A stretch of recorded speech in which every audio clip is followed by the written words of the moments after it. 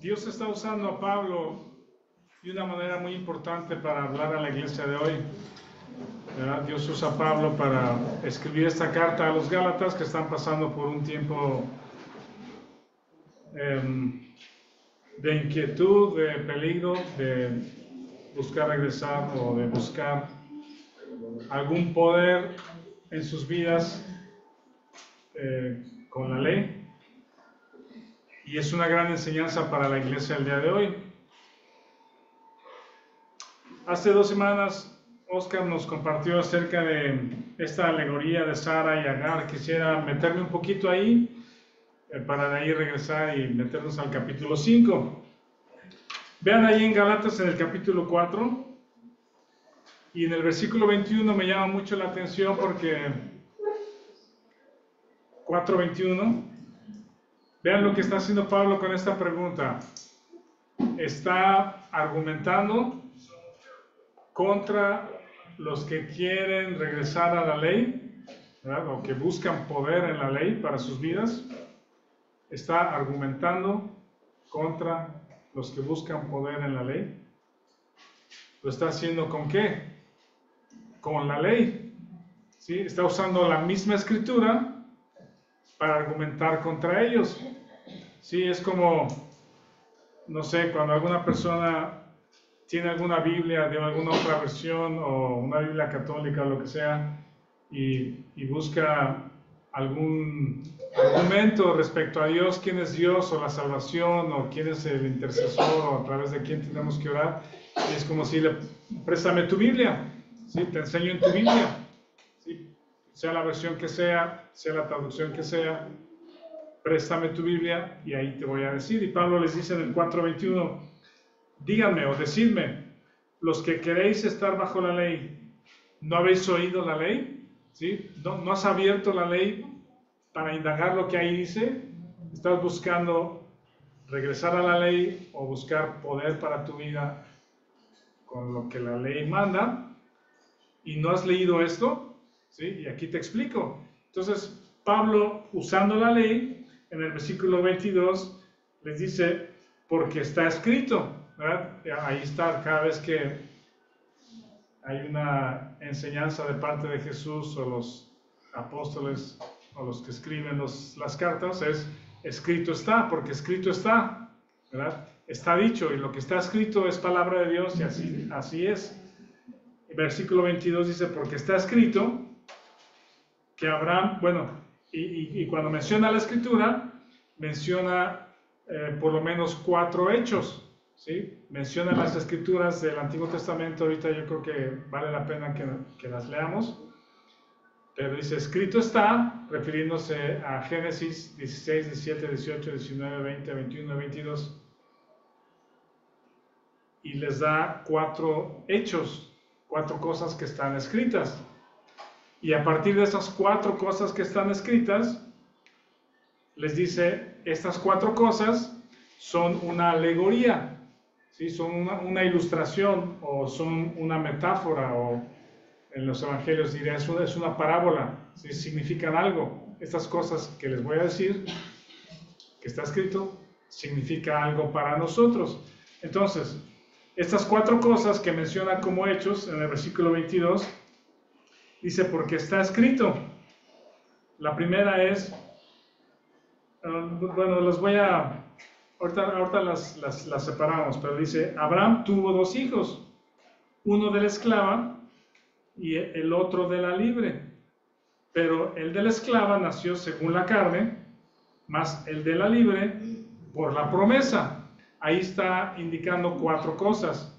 La primera es que este Abraham, del que ya dijimos en el capítulo 3, Hugo nos llevó a través de esos versículos.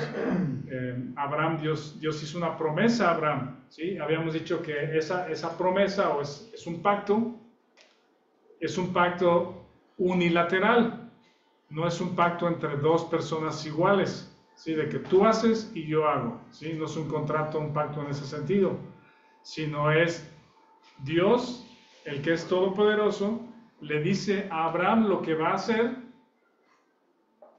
y Abraham lo creyó.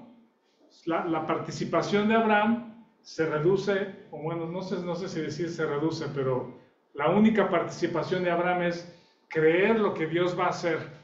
¿Sí? Él, de hecho, no participa en nada, ¿verdad? Para esta promesa. Ese es el pacto que Dios hace con Abraham. Y este Abraham del capítulo 3, aquí Pablo dice, está escrito que tuvo 2 hijos. Esa historia todos los israelitas la conocen. Está escrito en los libros de Moisés.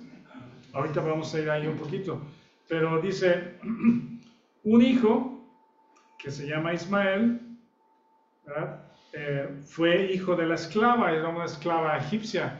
Era una esclava que servía a Sara, la esposa de Abraham, era servidora de Sara. Y Abraham tuvo un hijo con ella. Dice que es de la esclava. El otro, de la libre, Sara, su esposa. El versículo 23 luego dice, pero el de la esclava nació según la carne, más el de la libre por la promesa. Entonces, las 4 cosas que tenemos aquí como 2 escenarios es Ismael, nació de Agar, número 2, que era una esclava egipcia, y nació según la carne. Abraham tenía 86 años cuando nació Ismael, 86 años. En el capítulo anterior, que ahorita vamos a ver, ya Dios había hecho la promesa de un hijo. Y Dios le dice, bueno, están muy bien tus promesas, pero no tengo prole, no tengo descendencia. ¿Qué vas a hacer o cómo lo vamos a hacer? Dice, yo lo voy a hacer. Y por el otro lado, los hechos de la escritura, dice, Isaac nació de la esposa de Sara, que es la libre, nació a los 80, a los 100 años. Cuando Isaac nació, Abraham tenía 100 años, ¿sí? Y nació de acuerdo a la promesa. Ahí está el contraste. Ismael, hijo de Agar, que era esclava egipcia, y nació según la carne. Cuando dice según la carne, es por voluntad de ellos, ¿sí? Ellos fueron los que decidieron hacer algo para buscar tener esta descendencia. Por el otro lado, Isaac nació de Sara, que era la esposa libre, y nació de acuerdo a la promesa. Ellos no tenían posibilidad de intervenir, uno porque Abraham era viejo, ¿sí? Y número 2 porque Sara era estéril, ¿sí?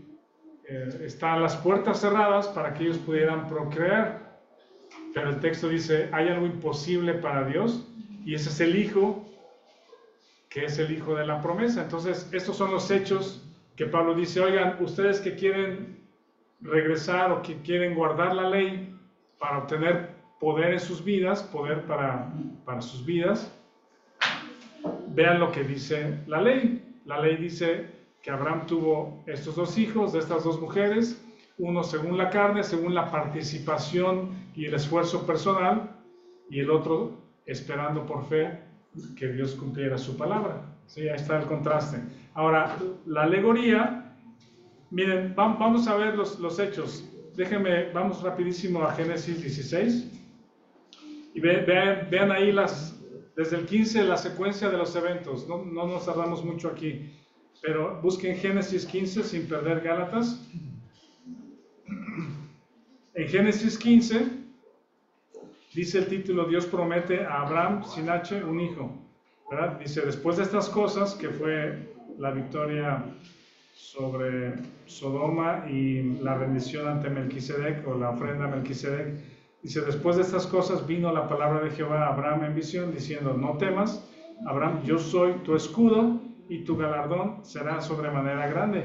Respondió Abraham, Señor Jehová, ¿qué me darás, siendo así que ando sin hijo, y el mayordomo de mi casa es este Damaseno Eliezer? Dijo también Abraham, mira, que no me has dado prole, y aquí que será mi heredero un esclavo nacido en mi casa. Luego vino a él palabra de Jehová diciendo, no te heredará este, sino un hijo tuyo será el que te heredará. Y lo llevó fuera y le dijo, mira, ahora los cielos, cuenta las estrellas, si las puedes contar, le dijo, así será tu descendencia. Y ahí el versículo 6 es, y creyó a Jehová y le fue contado por justicia. alguno de esos días que te sientas abrumado, aquí dicen agüitado, desesperado, ¿no? Sí, de bajo ánimo, salte a caminar allá a tu casa, donde quiera que vivas. Si miras hacia arriba en la noche, seguramente, a pesar de las luces o de la contaminación, seguramente va a haber algunas estrellas, ¿verdad? Si estás en un lugar alejado de la ciudad, vas a ver más estrellas. Mira las estrellas y recuerda esto, que Dios le promete a Abraham: cuenta las estrellas, mira lo que yo he hecho, ¿sí? Y cuando nos ponemos a observar más o con más detenimiento el tamaño del universo, ¿verdad? Que hay más información ahora con los telescopios y todo esto, y algunos dicen, debe haber otras tierras, otros planetas, otras galaxias donde haya otros planetas, tierras en otro lugar, vida en otros planetas. Pues la Biblia no habla de eso, pero habla que Dios es el creador. Alguien diría, es un desperdicio de espacio. Sí, es un argumento que decían los científicos. Si nuestra galaxia y nuestro planeta es el único donde habita vida humana, ¿sí? El resto es un desperdicio de espacio. Es un argumento humano, sí, pero más bien es que Dios te está diciendo, mira lo que he hecho, pues, mira lo que he hecho, y te estoy viendo a ti, tengo cuidado de ti. Y cuando Abraham vio las estrellas, dice, creyó a Dios. Y esa fe es la que nos platica el libro de Gálatas, que le fue contado por justicia, porque creyó que Dios le iba a poder dar un hijo, ¿sí? Entonces, cuando te sientas decaído,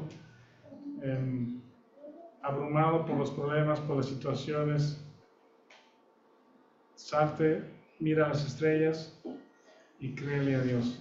¿Sí? No, Él no te va a hablar en ese momento, no te va a decir algo en particular que no esté en la Biblia, ¿no? No te va a decir nada que no te vaya a decir en la Biblia, pero sí te dice que el creador de las estrellas y de los planetas tiene cuidado de ti. Abraham creyó, y bueno, luego viene el pacto. En el versículo 18, 15-18, Génesis 15-18, dice, en aquel día hizo Jehová un pacto con Abraham, diciendo, a tu descendencia daré esta tierra, desde el río de Egipto hasta el río grande, el río Éufrates. Este pacto, les digo, lo único que participó Abraham fue creer, porque no es un pacto entre iguales, ¿sí? No es tú me das y yo te doy, sino es, mira, te estoy informando lo que yo voy a hacer. Y Abraham lo creyó. ¿Hasta aquí vamos bien? Sí.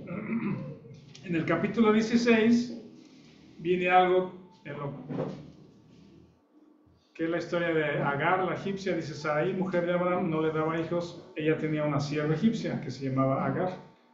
Dijo entonces Sarai a Abraham, ya ves que Jehová me ha hecho estéril, te ruego pues que te llegues a mi sierva, quizá tendré hijos de ella. Y atendió Abraham el ruego de Sarai. Aquí alguien diría, no entres a este asunto, no abres esa puerta, ¿sí? Hay otro caso donde un hombre atendió a la voz de su mujer, ¿sí? ¿Se acuerdan cuál es? Adán. No, atendió a la voz de su mujer. Y los problemones en que estamos ahorita, en los dos casos. Por eso dice, no abras esa puerta, Rafael, no te vayas, no entres por ahí. Pues este es otro caso donde un varón, un hombre, atiende a la voz de su mujer. Y la lección no es que el esposo no atienda a la voz de su mujer. Esa no es lo que estoy diciendo, no es lo que enseña la Biblia, ¿sí? Al contrario, yo digo, un varón es sabio cuando escucha la voz de su mujer, ¿verdad? Escucha la voz de su mujer, busca entender sus necesidades, pide a Dios dirección. Pero vean la diferencia, o vean esto. En el caso de Adán, no sé si fue su error, pero quiero decir, ustedes saben que no hay regreso, pues no hay regreso. Pero nosotros tenemos oportunidad de cuando sucede alguna cuestión como esta de buscar atender la voz de nuestra mujer, en el caso de Adán y Eva, ¿sí? Adán tuvo la oportunidad o perdió la oportunidad de reforzar con argumentos la fe en lo que Dios había dicho, ¿sí? Esa es una gran diferencia. Si hay algo que mi mujer me está demandando, me está diciendo, puede ser algo interesante que yo no he considerado y que Dios me está hablando a través de mi mujer y yo no la he atendido, ¿sí? No lo había entendido de esa manera y gracias a Dios por nuestras esposas. Pero en otras ocasiones, cuando el varón está convencido de que Dios tiene algo para ellos o la instrucción o la verdad de Dios es en ese sentido y yo voy a creerlo y la voz de mi mujer me va a desviar de la fe, ¿sí me explico? Yo tengo la oportunidad y no sé si, no solo la oportunidad, sino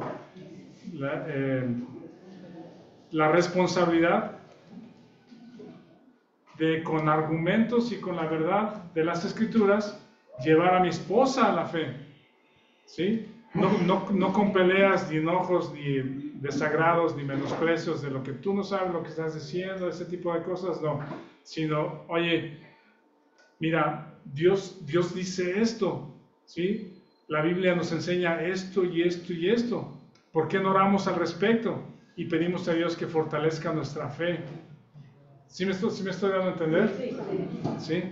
Entonces, yo creo que Adán perdió la oportunidad de hacer eso con Eva, ¿sí? Sino comió porque Eva le dio a probar y atendió a la voz de su mujer. En este caso, creo que también es similar, ¿sí? No sé qué cosas hubieran cambiado la historia, no lo sé, pero Dios lo usa para nosotros el día de hoy.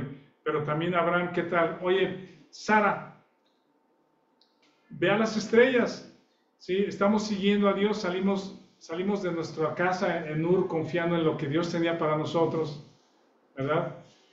¿No crees que es momento de poner nuestra confianza en Dios Todopoderoso y esperar al cumplimiento de su promesa? ¿Sí? No vemos que Abraham haya dado un argumento de ese tipo, pero esto es lo que quería comentar al respecto. Pero estas dos ocasiones, Sara pone una opción, una posibilidad. La manzana.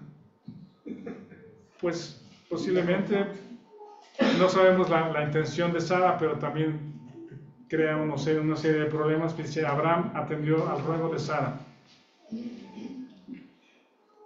Saben que me llama la atención que en todos estos versículos que leo acerca de lo que hizo Abraham y Sara y que tuvieron un hijo, que Abraham tuvo un hijo de Agar, no veo a Dios molesto, ¿sí? Si quieren léanlo ustedes después 15, 16, 17, 18.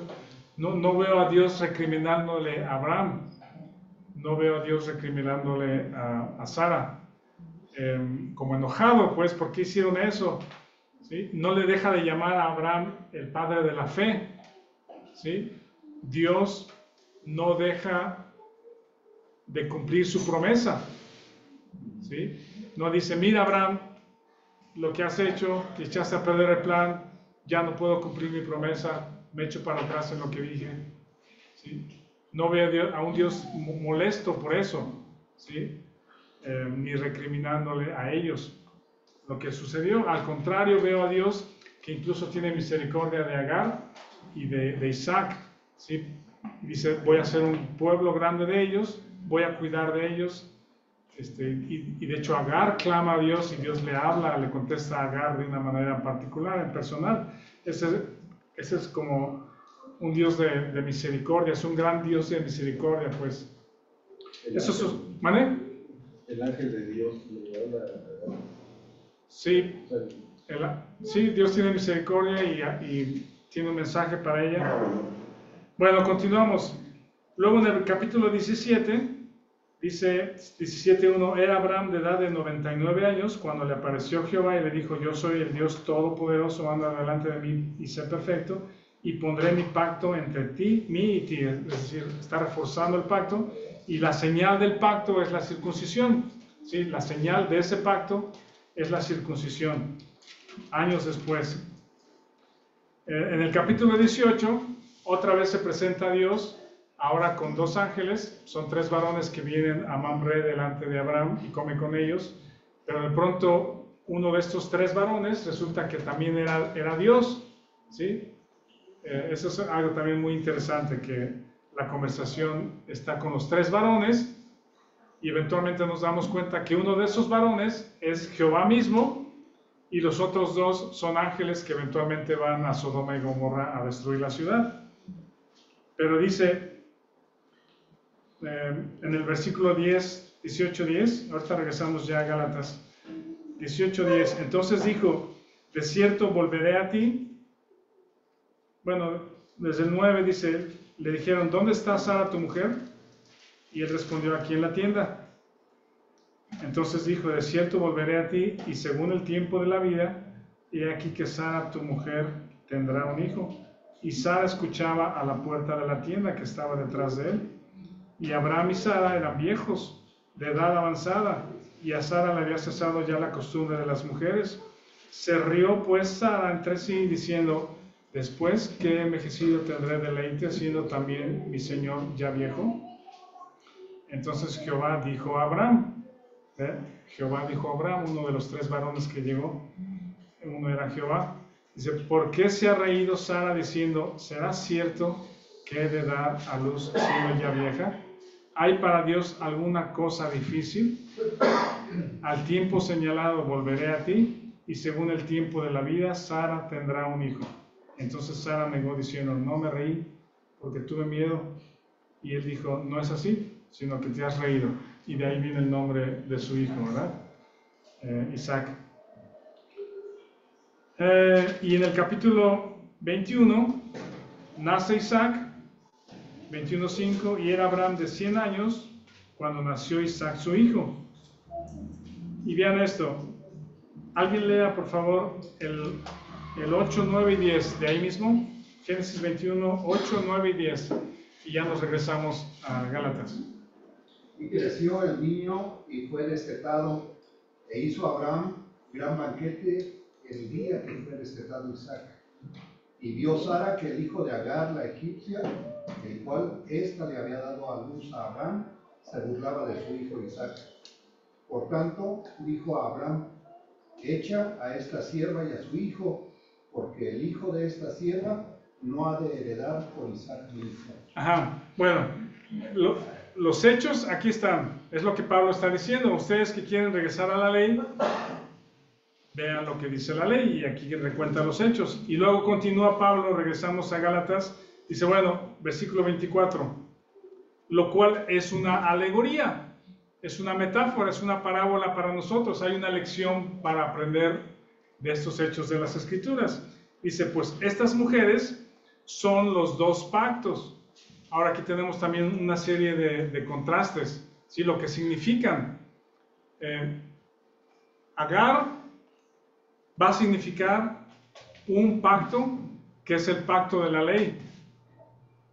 Y Sara significa o representa el otro pacto, el pacto que hizo Dios con Abraham. ¿Cuál es la diferencia de estos dos pactos? ¿Alguien sabe? Yo creo que sí saben. ¿Cuál es la diferencia de estos dos pactos? El pacto que hizo Dios con la ley y el pacto que Dios hizo con... Es la carne. ¿Mané? El primero es el pacto del monte Sinaí, que es la carne, la Jerusalén actual. Eso es lo que dice de la alegoría, sí. ¿Qué más hay acerca del pacto, del primer pacto con la ley? ¿Cómo es ese pacto? ¿Qué características tiene? Esclaviza. Confían en sus fuerzas. Te da normas, pero no te capacita, te da reglas, te dice qué hacer, pero no te da el poder. Confían en sus fuerzas. Y confiar en tus fuerzas. Y ese es el pacto de la ley. La ley te dice, o la ley dice, tú haces esto y esto y esto y esto y esto y esto, y yo te bendigo y te doy y te hago esto y esto y esto y esto y esto y esto. Es lo que habíamos leído en Deuteronomio, que les dije que alguna vez nos equivocamos de texto, pero es lo que dice Deuteronomio. ¿Sí? Este es el pacto de la ley, pero parece ser un pacto casi como que entre iguales, ¿verdad? Tú haces tu parte y yo hago mi parte. Si tú no haces tu parte, yo no hago la mía. ¿Sí me explico? Si tú haces estas cosas, yo te bendeciré, te cuidaré, te daré tu entrada, tu salida, tu tierra, tus hijos. Pero si tú no haces estas cosas, yo te voy a maldecir. No te voy a dar estas cosas, al contrario. ¿Sí? Ese es el pacto de la ley. Y estas dos mujeres, Agar representa el pacto de la ley, Sarai representa, dice el texto, el pacto con Abraham. Sí. Precisamente en la ley dice, con un solo punto que no cumplas, ya fallaste. Ya fallaste en todos. Ya perdiste todo. ¿Sí? El segundo punto dice en el versículo 24, el uno proviene del monte Sinaí. Ese es el primer pacto que está involucrado Moisés como el mediador, los mandamientos, ¿verdad? Como la instrucción de parte de Dios. Gálatas 4:24. Sí. Nada más resaltar que Pablo está hablando de la historia de Agar y de Sara, que fueron 400 años antes de la ley. O sea, Está hablando... La ley representa algo que pasó en la historia 400 años antes. Sí, La ley. sí, la ley fue introducida 430 años después de Abraham. Aquí en Gálatas 3, pues, la alegoría es esa. O sea, esto que pasó con Agar y Sara, o sea, la ley representa eso.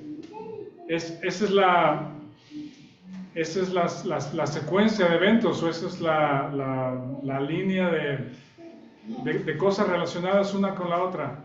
Ajá. Sí. Sí, la ley no fue a Agar ni a Abraham, vino, como ya dijimos en el capítulo 3, fue introducida después. ¿Sí? Dice, el uno proviene de Moisés, del monte Sinaí, el cual da hijos para esclavitud. ¿Sí? Entonces vean el contraste, ya me voy rápido porque quiero entrar en el capítulo 5. Pero estos hechos de la escritura, Ismael, Agar, que tuvieron su hijo según la carne, representa el pacto del monte Sinaí, la ley dada a través de Moisés, y lo que genera son hijos de esclavitud. ¿Sí? Estás sujeto a la ley, porque si no cumples, estás bajo maldición. ¿Sí? Y se está en esclavitud. La Jerusalén actual está relacionada con eso, porque todo Jerusalén, o el sistema religioso actual de Jerusalén, es lo que Pablo dice, está sujeto a la ley. ¿Sí? Enseñaban la ley de Moisés, la cátedra de Moisés en las sinagogas, y todo era Moisés y guardar la ley y los mandamientos. Hasta aquí vamos bien, ¿verdad? Bueno, luego dice en el 25, porque Agar es el monte Sinaí en Arabia y corresponde a la Jerusalén actual, pues esta junto con sus hijos está en esclavitud. Mas la Jerusalén de arriba, ¿sí? Es la otra ciudadanía, o la ciudadanía celestial, la cual es madre de todos nosotros, es libre, porque está escrito, regocíjate, oh estéril, tú que no das a luz, prorrumpe en júbilo y clama, tú que no tienes dolores de parto, porque más son los hijos de la desolada que de la que tiene marido. Así que, hermanos, nosotros, bueno, estas son las conclusiones que Pablo saca. Antes de las conclusiones, como un breviario cultural, le voy a pedir a Alan que nos ponga dos imágenes. Es muy rápido. La primera es un mapa. Esa. La izquierda primero.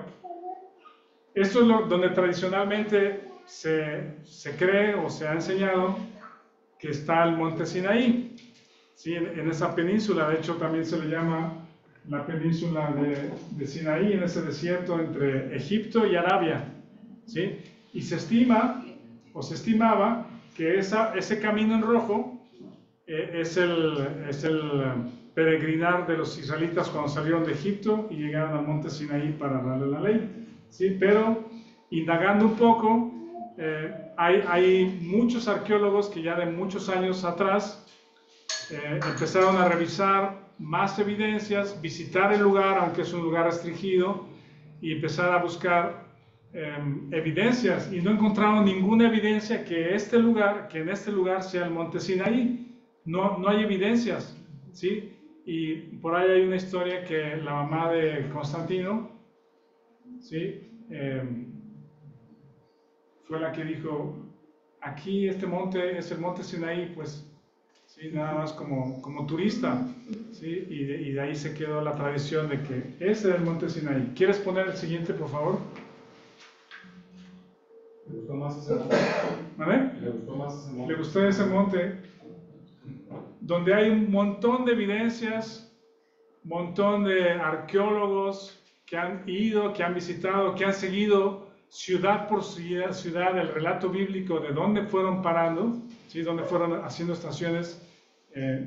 Encuentran que esta ruta es la ruta correcta, ¿sí? Donde cruzaron el Mar Rojo no es acá, sino es allá, ¿sí? Donde se abrió el mar para que ellos pasaran. Y la razón principal, o quizá fundamental, sí, es porque Pablo nos está diciendo en dónde está el monte Sinaí. ¿Sí lo vieron? Dice, porque Agar es el monte Sinaí en Arabia. La península que vimos, esa no es Arabia. Este mapa muestra donde sí es Arabia.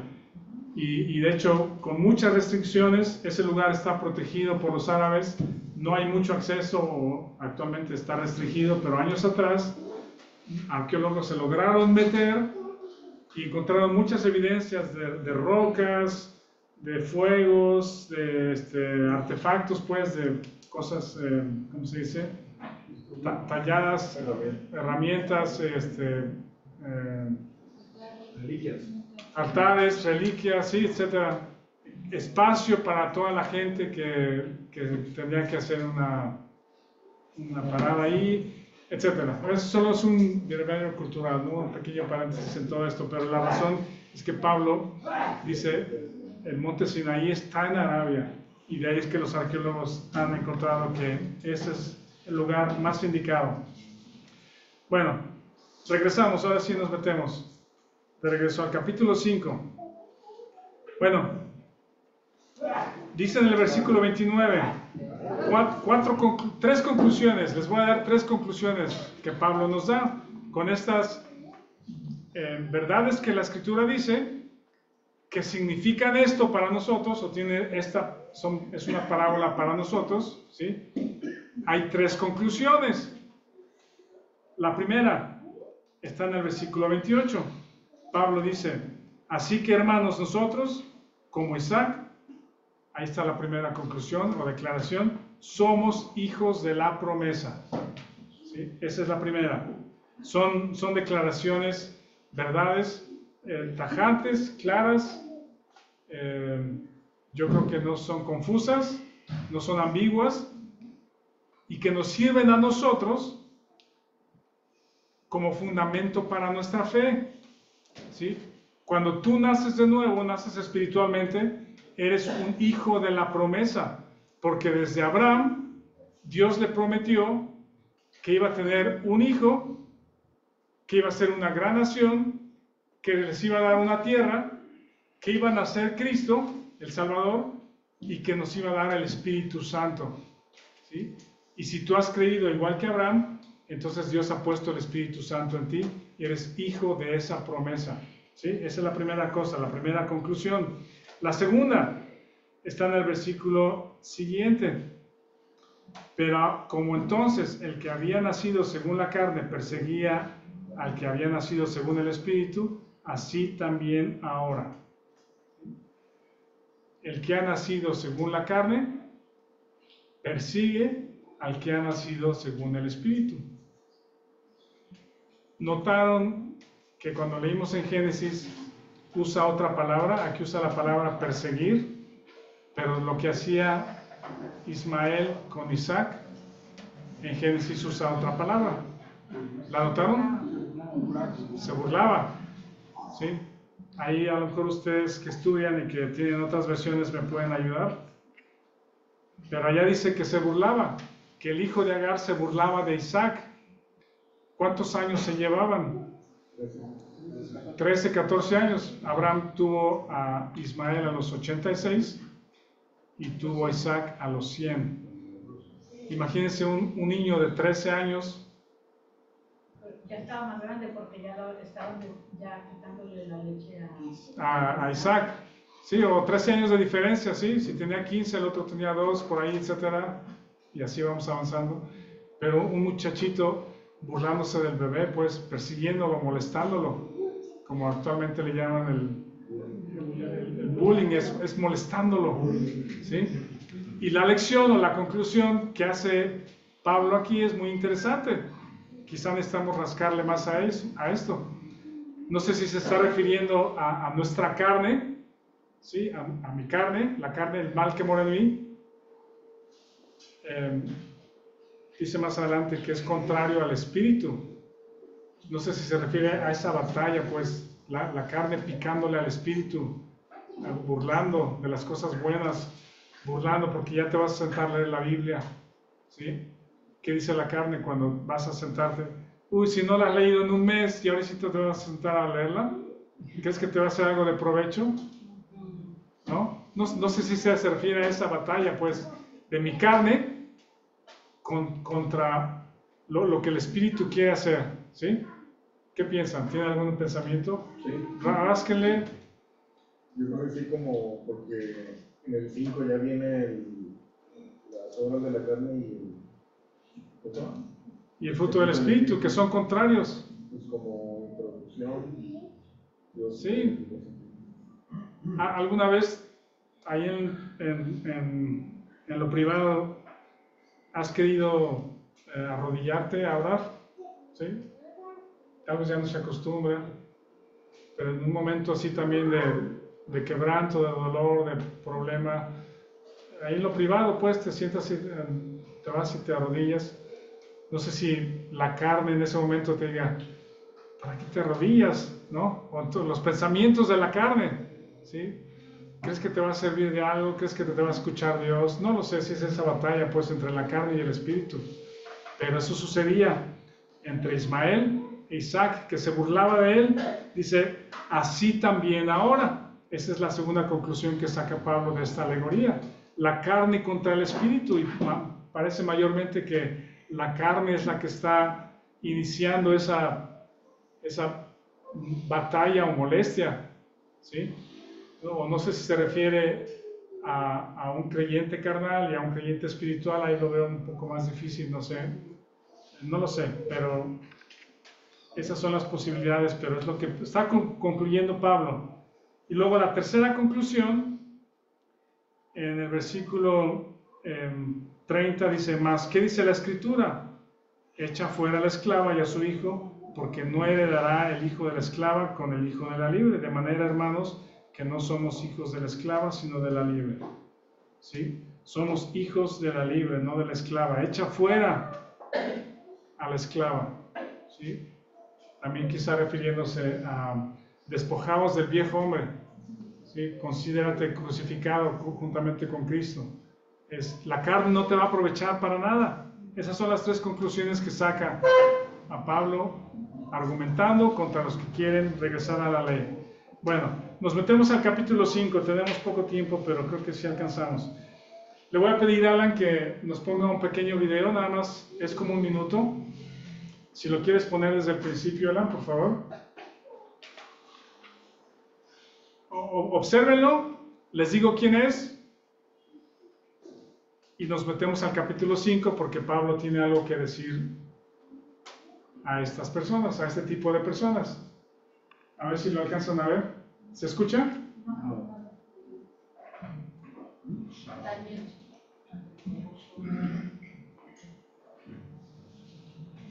No hay volumen. ¿No está conectado el audio?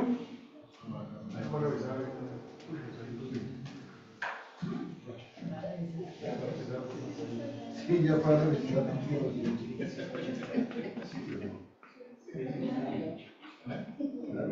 Bueno, este hombre es un doctor, es un médico cirujano que se llama Javier Palacios, está en Puebla. Él dice que es pastor de una congregación.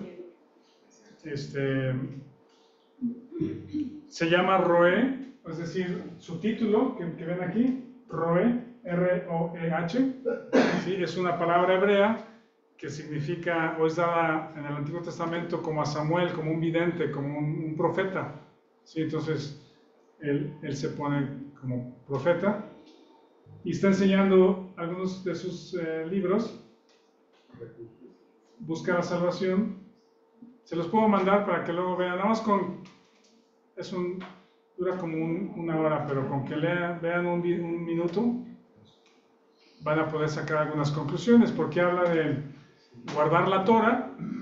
La Torah está, ese librito que se llama Busca tu salvación, habla de cómo puedes ganar la salvación.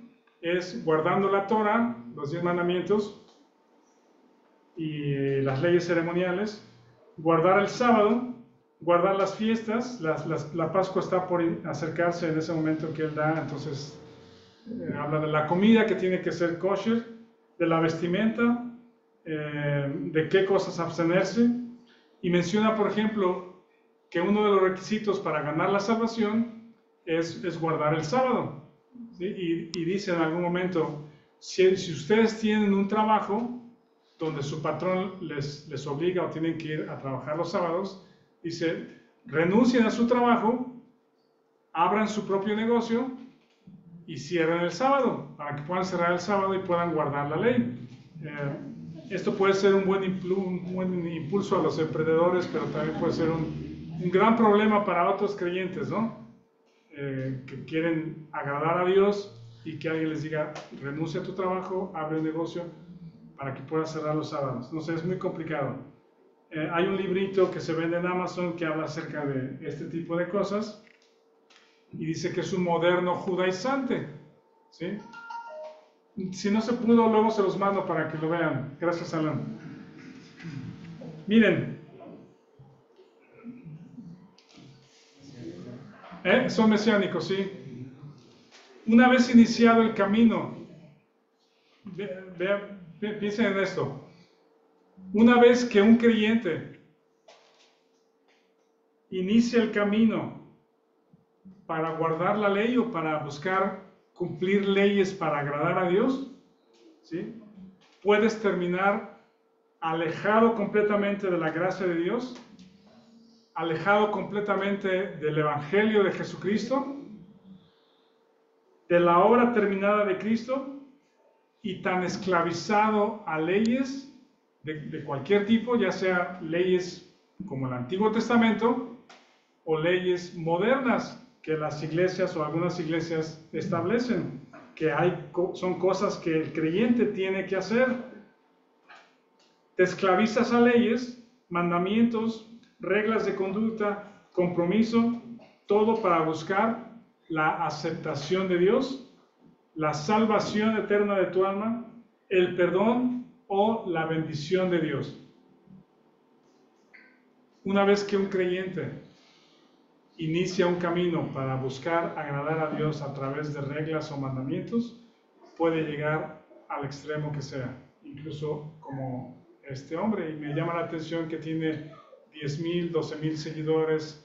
Es una comunidad muy grande, pues, porque el corazón del ser humano busca este tipo de cosas. Comentábamos el jueves que a la carne le gusta participar, a la carne le gusta ganarse la bendición de parte de Dios.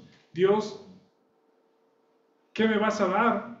¿Verdad? O bendíceme, yo voy a hacer esto y estoy cumpliendo para obtener de ti esto. Y el creyente que busca ese camino puede terminar completamente alejado. La ley comienza preguntando, ¿qué puedes hacer tú para Dios?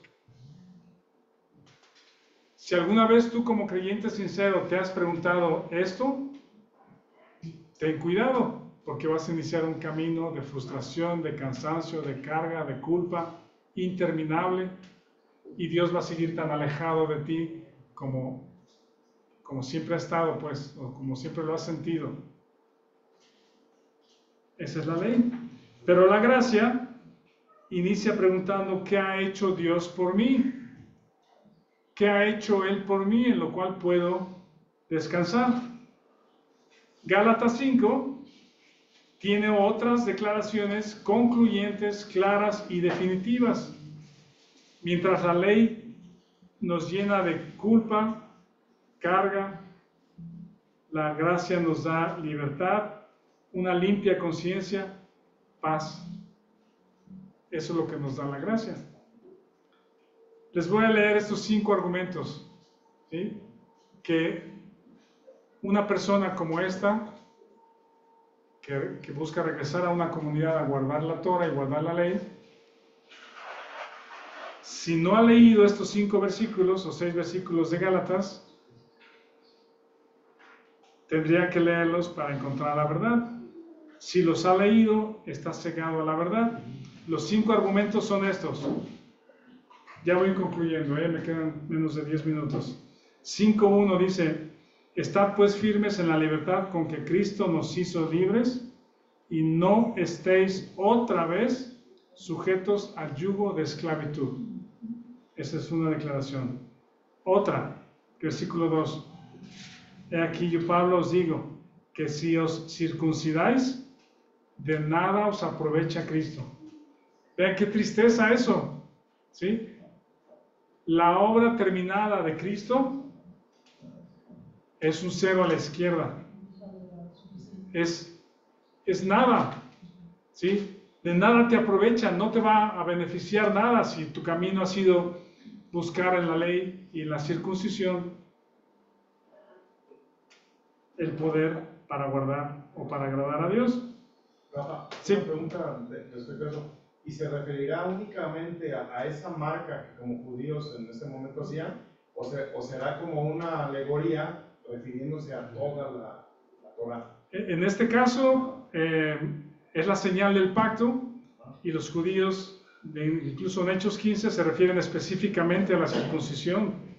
Entonces estaban obligando a los gentiles a judaizar, a circuncidarse como señal de su fe, pero no tiene ningún sentido, pues.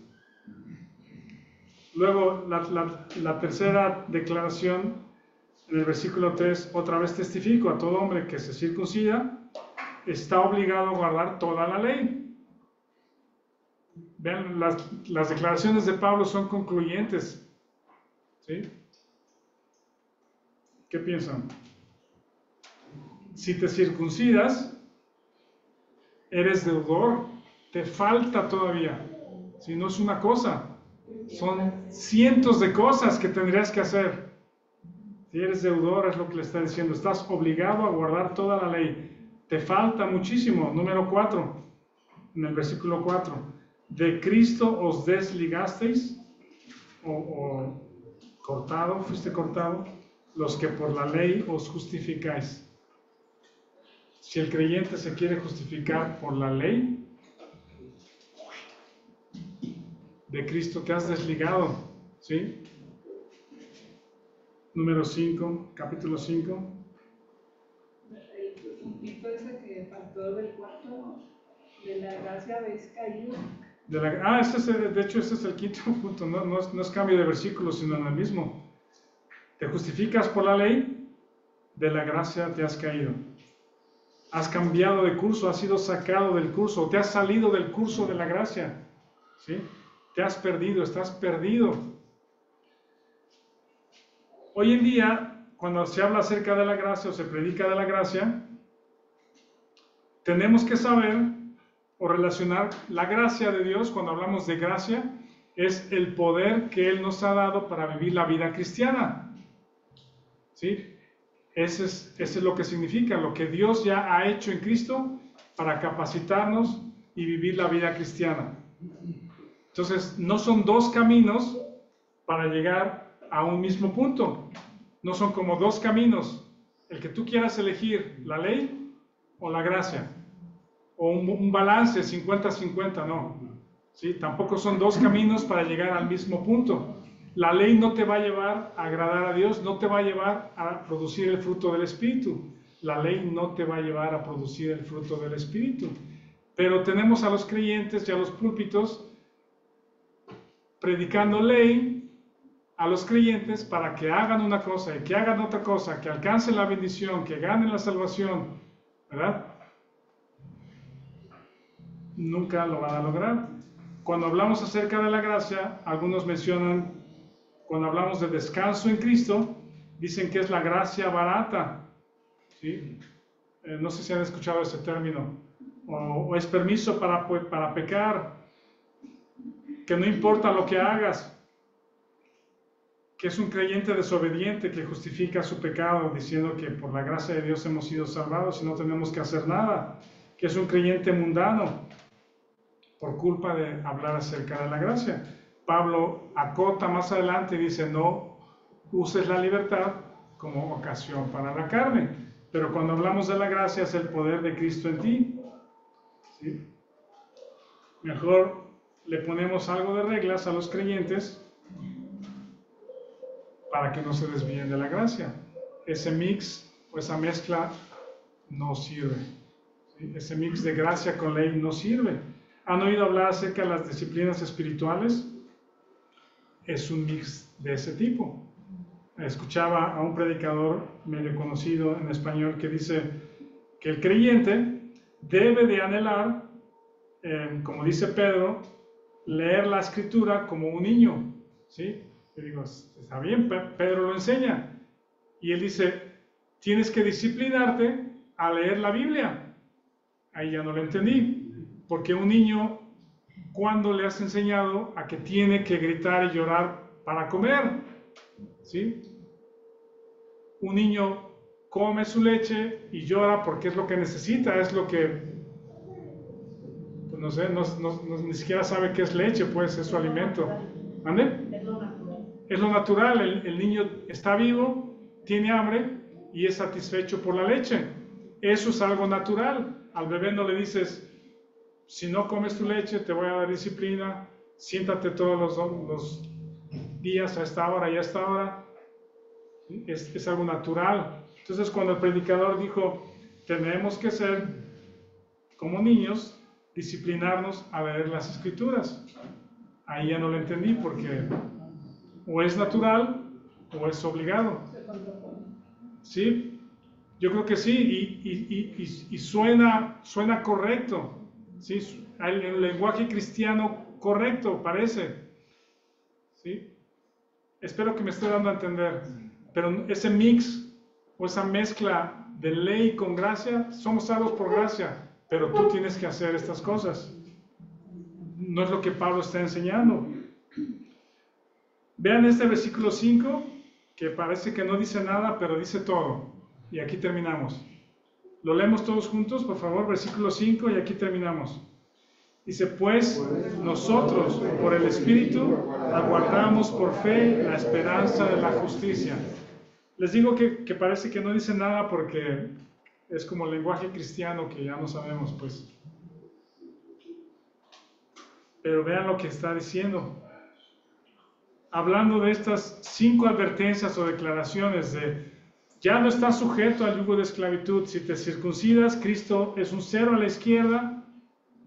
Si te circuncidas, estás obligado a guardar todo lo demás, eres deudor. Si te circuncidas, te has desligado de Cristo y de la gracia has caído. Y entonces viene el 5. Pues nosotros, entre paréntesis, que no vamos a buscar la ley para obtener poder, por el Espíritu aguardamos por fe la esperanza de la justicia. Piensen en eso. ¿En qué estás descansando el creyente?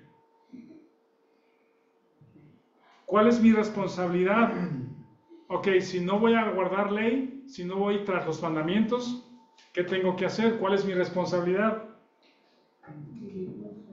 Creer y aguardar.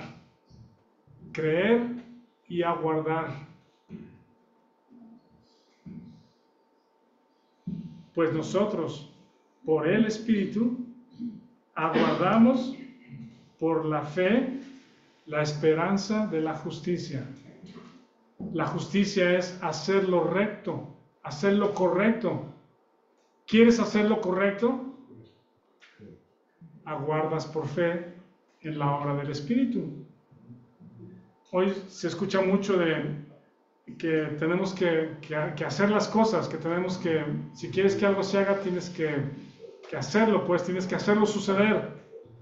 Yo creo que sí hay muchas cosas que Dios no va a hacer por nosotros, los ángeles no van a venir a ayudarnos, no podemos estar sentados o en la cama esperando que el desayuno se haga solo, o el reporte, la cotización se haga sola.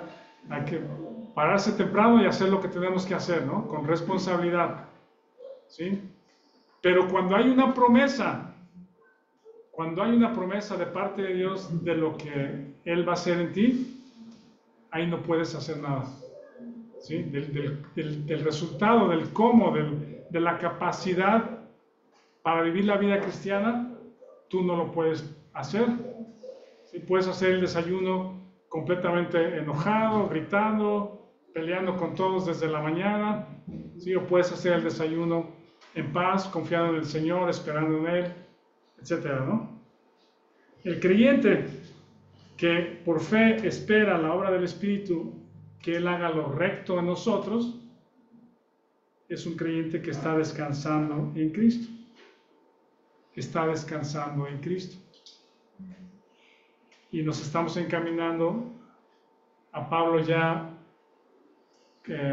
describiendo, ¿sí? Describiendo, y podemos verlo muy gráficamente, las obras de la carne y los frutos del Espíritu. ¿Sí? Bueno, se me acabó el tiempo hace rato. Gracias, continuamos la próxima semana. Gracias. Gracias.